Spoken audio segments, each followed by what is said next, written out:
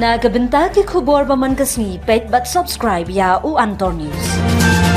Phi baro kini hilonggi khubor bamta kasni. Ka Sarkar Meghalaya Democratic Alliance MDA hapo kajingilam Menteri Rongba kajila Konrad ki sangma. Kalawan ra ha kajingilang Kabinet karai halor kajingedei barki Autonomous District Council ADCS jong kajila. Kentup ka KHADC, JHADC but GHADC. Habakran Shakilat Pathai Khubor Hadin Kajingelang Menteri Rangba Ulaong baka Sarkar Kammut ban pelat lutbet ya kepisa Syaki Council.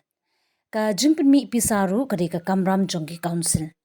Ki ADC ki de ban nangla ban pynmih pisahi lingba kilat troikam balapatha dakaan. Konrad ke sangma yathu ki ADC ki de ki jaka pynmih pisahi revenue generation ka ADC Konrad ulakdo baka jingbamla ban pentrai hok yakilat pynmih pisa kum ka trade license market fees royalties na ka khayi land use and building fees kalabu jing eru yaki council ban penyaj bha yalaki kam. And the Pura ADC, they have been making allegation that the NBP-led EC is trying to destroy the GHADC, and even our opposition leader went to the extent of saying that there is an attempt to wind up the body by delaying the salary. Secondly, 100 plus crore you also mentioned, it was allegedly misused by the body. So the so-called, I'm not saying destruction, I'm using their words, so don't say that I used it. I'm taking from your statement that they said that NPP is destroying the council. Is that what they said? I want to say it very, very clearly that the so-called destruction process started during their time. Council had over, Garo Hills Autonomous District Council had over 2,000 employees when NPP took over. 2,000 employees. To give you a relative picture of what that means, the Jayantih Hills District Council had roughly about 1,800 employees, and Khasi Hills District Council had about 600 employees. Can I repeat again? Khasi Hills about 600 employees, Jayantih Hills about 1,800 employees. I could be wrong by a few percentage, and Garo Hills over 2,000 employees. Clearly, Garo Hills District Council was way above the requirement that they had in terms of the appointments. Number two, the salaries that they pay is touching about 6 to 7 crores as of now. Khasi Hills District Council, at that point I'm saying when we had taken over, was paying a salary of about 4 crores at that point in time. And Jayantih Hills also was about 5 crores at that point in time. Again, just to give a relative picture, that Garo Hills was much higher in terms of the number of employees, was paying much higher salaries when NPP took over. Number two, the appointments that were made during that period, from the time Congress was running, that time they were in Congress, the appointments were made without any service rules, without any sanctioned post. This I'm saying before NPP took over. So when we came in, we saw this entire system that was being run, where illegal appointments were being made, where the salaries of the employees was way beyond the revenue that they were getting. Even today, the revenue is about 1.5 to 2 crores per month, and salary alone is about 6 crores per month. Forget other expenditures of, electricity bill or administrative expenditures, POL or whatever expenditures you have. Just salary alone is about 6 crores.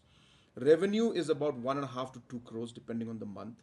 So clear deficit about 5 crores.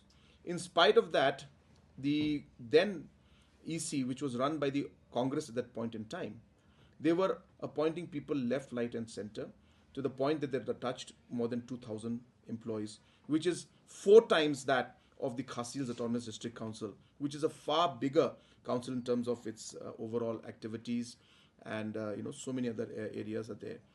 So this kind of problems were there. So therefore, the destruction process which the opposition is talking about started during their time. When NPP came in, I gave a very clear instruction. I'm not anybody to interfere in the working of the council, but I took a review and I told them no more appointments. So I'm happy to inform you that from 2000 plus employees, today there are about 1300 employees in Garo Hills District Council. And the reason is why is because we went through the whole list. There were a large number of ghost employees' names. We removed those names. We have not appointed a single person from the day we took over till now, because we realized that it's impossible to run the system. And we have been now able to slowly bring things under control. So this is the kind of activities which a lot of people are not aware, but we've taken tough decisions. You know how difficult it is, because expectations are there. People expect that we'll employ people, the posts has become vacant, why aren't you appointing people? But we saw that those posts that were appointed were actually not done in a legal manner. So this is what's happening in the council, and if there is anybody to kind of blame in this whole situation, is the previous dispensation, which, as I said, appointed people left, right, and center without looking at the revenue, without looking at the funds, and most importantly, without following the rules and procedures. And it is only during now the NPP time that reforms are starting. We have started to ensure that, as I said, we have not appointed a single person in the last so many years that we've been there, just to ensure that we are able to pay the employees who are there. Regarding the 100 crores that are there, it is in black and white. So therefore, there's no question of any any kind of misappropriation. If anybody has any concerns, please give in black and white. But the amount that we have given, I have been following that up myself at a detailed level.